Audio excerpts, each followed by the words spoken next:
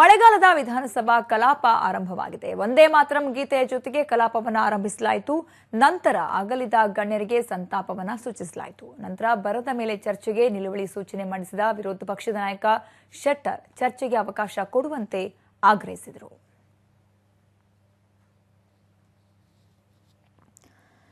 ವಿಧಾನಸಭಾ ಕಲಾಪ ಆರಂಭವಾಗಿರುವಂತದ್ದು ಮಳೆಗಾಲದ ವಿಧಾನಮಂಡಲ ಅಧಿವೇಶನ ಏನು ಇವತ್ತು ಆರಂಭವಾಗ್ತಾ ಇದೆ. ಸೊ ಇವತ್ತು ಈ ಅಧಿವೇಶನವನ್ನ ವಂದೇ ಮಾತರಂ ಗೀತೆಯ ಜೊತೆಗೆ ಆರಂಭಿಸಲಾಯಿತು.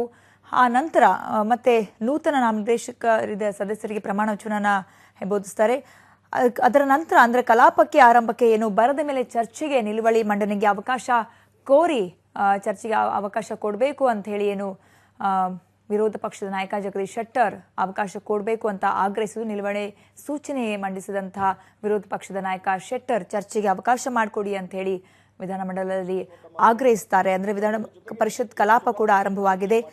ಅಂದ್ರೆ ಈ ಒಂದು ಚರ್ಚೆಯಲ್ಲಿ ಪ್ರಮುಖವಾಗಿ ಬರಬಹುದಾದಂತಹ ಚರ್ಚಾ ವಿಷಯಗಳು ಅಂತಂದ್ರೆ ಬರದ ವಿಷಯ ಬರಬಹುದು. ಹಾಗೇನೆ ಇತ್ತೀಚೆಗಷ್ಟೇ ಏನು ಈ ಒಂದು IAS ಅಧಿಕಾರಿಯ ಒಂದು ಅನುಮಾನಾಸ್ಪದ ಸಾವು ಏನಿತ್ತು, ತಿವಾರಿಯವರ ಸಾವು, ಅದು ಕೂಡ ಚರ್ಚೆಗೆ ಬರಬಹುದಂತ ಸಾಧ್ಯತೆಗಳಿದ್ದಾವೆ. ಹೀಗಾಗಿ ಪ್ರತಿಪಕ್ಷಗಳ ಪ್ರಶ್ನೆಗಳಿಗೆ ದಾಳಿಗೆ ಆಡಳಿತ ಪಕ್ಷ ಕಾಂಗ್ರೆಸ್ ಸಿದ್ಧವಾಗಬೇಕಾಗಿದೆ.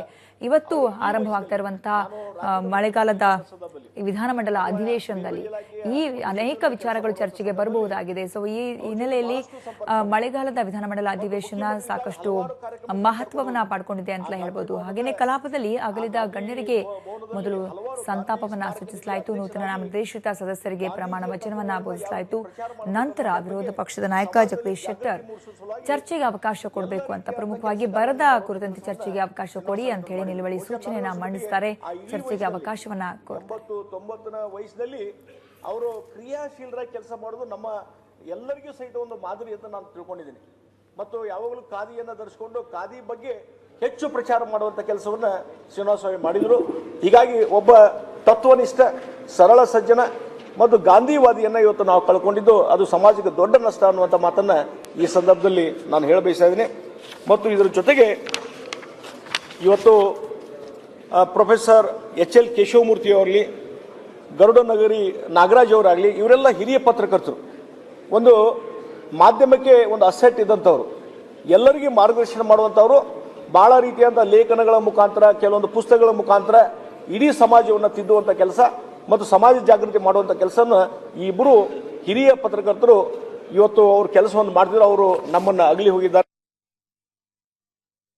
ಕುಮಾರ್ ಅವರು ಪಾರ್ವತಮ್ಮ ರಾಜ್ಕುಮಾರ್ ಹೆಸರು ಕೇಳದಂತ ಯಾವುದೇ ವ್ಯಕ್ತಿ, ಕನ್ನಡದ ವ್ಯಕ್ತಿ ಯಾವುದೂ ಇಲ್ಲ. ಡಾಕ್ಟರ್ ರಾಜ್ಕುಮಾರ್ ಅಂತಂದ್ರೆ ಅವ್ರ ಜೊತೆ ಪಾರ್ವತಮ್ಮ ರಾಜ್ಕುಮಾರ್ ಹೆಸರು.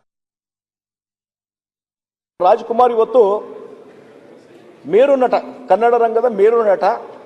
ಮತ್ತು ಬಹುಶಃ ನಾನು ಹೇಳೋದು ಕನ್ನಡ ರಂಗದಲ್ಲಿ ಒಂದು ಇತಿಹಾಸವನ್ನು ಸೃಷ್ಟಿ ಮಾಡಿದಂಥವ್ರು ಡಾಕ್ಟರ್ ರಾಜ್ಕುಮಾರ್. ಅದು ಕೇವಲ ಕನ್ನಡ ಚಿತ್ರ ಅಷ್ಟೇ ಅಲ್ಲ, ದಕ್ಷಿಣ ಭಾರತದ ಎಲ್ಲ ರಾಜ್ಯಗಳಿಗೂ ಪರಿಚಯ ಇರುವಂಥದ್ದು. ಮತ್ತು ರಾಷ್ಟ್ರ ಮಟ್ಟದಲ್ಲಿ ಸಹಿತ ಡಾಕ್ಟರ್ ರಾಜ್ಕುಮಾರ್ ಅಂತಂದ್ರೆ ಅದು ಯಾವುದೇ ಚಲನಚಿತ್ರರಂಗದ ಹಿರಿಯ ನಟರು ಇರ್ಬೋದು, ಯಾರೇ ಇರ್ಬೋದು, ಇಲ್ಲ ಡಾಕ್ಟರ್ ರಾಜ್ಕುಮಾರ್ ಅಂದ್ರೆ ಬಹಳ ಆತ್ಮೀಯವಾಗಿ ಗೌರವದಿಂದ ನೋಡುವಂಥದ್ದು. ಆ ರೀತಿಯಾದಂಥ ಒಂದು ವ್ಯಕ್ತಿತ್ವವನ್ನು ಬೆಳೆಸ್ಕೊಂಡವರು ಡಾಕ್ಟರ್ ರಾಜ್ಕುಮಾರ್. ಮತ್ತು ಯಾವುದೇ ಪಾತ್ರಗಳಿಗೆ ಸೈ ಅನ್ನುವಂಥ ರೀತಿಯಲ್ಲಿ ನಟನೆ ಮಾಡಿದಂಥವ್ರು ಡಾಕ್ಟರ್ ರಾಜ್ಕುಮಾರ್. ಆದರೆ ಇವತ್ತು ಯಾರೋ ಒಬ್ಬ ಯಶಸ್ವಿ ಮನಸ್ಸಿನ ಹಿಂದೆ ಒಬ್ಬ ಮಹಿಳೆ ಇರ್ತಾರೆ ಅನ್ನುವಂಥ ರೀತಿಯಲ್ಲಿ ಡಾಕ್ಟರ್ ರಾಜ್ಕುಮಾರ್. ಬನ್ನಿ, ಕುರಿತಂತೆ ಇನ್ನಷ್ಟು ಮಾಹಿತಿಯನ್ನ ಕೊಡ್ತಾರೆ ನಮ್ಮ ಪ್ರತಿನಿಧಿ ಮಸೂದ್. ಎಷ್ಟೊತ್ತಿಗೆ ಕಲಾಪ ಆರಂಭವಾಯಿತು? ಈಗ ಯಾವುದರ ಮೇಲೆ ಚರ್ಚೆ ಮಾಡಲಾಗ್ತಾ ಇದೆ ಅಲ್ಲಿ ವಿಧಾನಸಭೆಯಲ್ಲಿ? ಮಳೆಗಾಲದ ಅಧಿವೇಶನ ಇವತ್ತಿನ ಇದೆ. ಇವತ್ತು ಉಭಯ ಸದನಗಳಲ್ಲೂ ಕೂಡ ಅಗಲಿದ ಗಣ್ಯರಿಗೆ ಸಂತಾಪ ಸೂಚನೆ ವ್ಯಕ್ತ ಆಗ್ತಾ ಇದೆ. ಈಗಾಗಲೇ ವಿಧಾನಸಭೆಯಲ್ಲೂ ಕೂಡ ವಂದೇ ಮಾತರಂ ಜೊತೆಗೆ ವಿಧಾನಸಭೆ ಕಲಾಪ ಕೂಡ ಆರಂಭ ಆಯಿತು. ಆರಂಭ ಆಗ್ತಿದ್ದಂತೆ ಜಗದೀಶ್ ಶೆಟ್ಟರ್ ಅವರು ಬರಗಾಲದ ಮೇಲೆ ಸೂಚಿಸಿದ್ರು. ಅಗಲಿದ ಗಣ್ಯರಿಗೆ ಸಂತಾಪ ಸೂಚನೆ ಬಳಿಕ ಬರದ ಮೇಲಿನ ಚರ್ಚೆಗೆ ಅವಕಾಶ ಮಾಡಿಕೊಡೋದಾಗಿ ಸ್ಪೀಕರ್ ಭರವಸೆ ಕೊಟ್ಟರು. ಈ ಹಿನ್ನೆಲೆಯಲ್ಲಿ ಜಗದೀಶ್ ಶೆಟ್ಟರ್ ಅವರು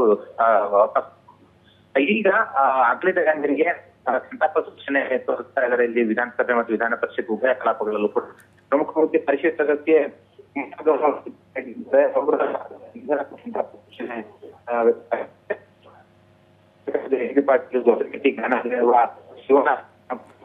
ಧನ್ಯವಾದ ಮಸೂದ್ ನಿಮ್ಮೆಲ್ಲ ಮಾಹಿತಿಗಾಗಿ.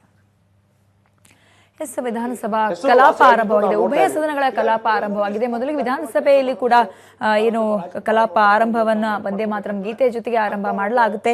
ನಂತರ ಅಲ್ಲಿ ಅಗಲಿದ ಗಣ್ಯರಿಗೆ ಸಂತಾಪವನ್ನ ಸೂಚಿಸಿ ಇಮಿಡಿಯೇಟ್ ಆಗಿ ಅಂದ್ರೆ ತತ್ಕ್ಷಣಕ್ಕೆ ಏನು ಬರದ ಮೇಲೆ ಚರ್ಚೆಗೆ ಅವಕಾಶ ಕೋರ್ತಾರೆ ವಿರೋಧ ಪಕ್ಷದ ನಾಯಕ ಜಗದೀಶ್ ಶೆಟ್ಟರ್ ಅವರು. ಮತ್ತೊಂದು ಕಡೆ ಪರಿಷತ್ ಕಲಾಪ ಕೂಡ ವಂದೇ ಮಾತರಂ ಗೀತೆ ಜೊತೆಗೆ ಆರಂಭವಾಯಿತು. ಅದು ಭರಿಸುವಂತ ಶಕ್ತಿ ಆ ಎಲ್ಲ ಕುಟುಂಬ ವರ್ಗಕ್ಕೆ ದಯಪಾಲಿಸಲಿ ಅಂತ ಹೇಳಿ ದೇವರಲ್ಲಿ ಪ್ರಾರ್ಥನೆ ಮಾಡಿ ತಮ್ಮ ಸ್ವಂತ ಸದನದ ಮೊದಲ ದಿನವೇ ಅಲ್ಲಿ ಸದನದಲ್ಲಿ ಶಾಸಕರಿಗೆ ಬರ ಬಂದಿದೆ ಅಂತ ಹೇಳ್ಬೋದು. ಯಾಕಂದ್ರೆ ಕಲಾಪದಲ್ಲಿ ಹೆಚ್ಚಿನ ಸಂಖ್ಯೆಯಲ್ಲಿ ಭಾಗಿ ಆಗಿಲ್ಲ ಶಾಸಕರು. ಕೇವಲ 4 ಮಾತ್ರ ಸಚಿವರುಗಳು ಅಲ್ಲಿ ಕಲಾಪದಲ್ಲಿ ಭಾಗಿಯಾಗಿದ್ದಾರೆ. 3 ಪಕ್ಷಗಳಿಂದಲೂ ಕೂಡ ಸುಮಾರು 50 ಶಾಸಕರು ಮಾತ್ರ ಭಾಗಿಯಾಗಿದ್ದಾರೆ. ಉಳಿದವರು ಅಲ್ಲಿ ಪತ್ತೆನೇ ಇಲ್ಲ. ಅಂದ್ರೆ ಕಲಾಪದಲ್ಲಿ ಈ ಬಾರಿ ಕೂಡ ಶಾಸಕರುಗಳ ಸದಸ್ಯರುಗಳ ಕೊರತೆ ಎದ್ದು ಕಾಣ್ತಾ ಇದೆ.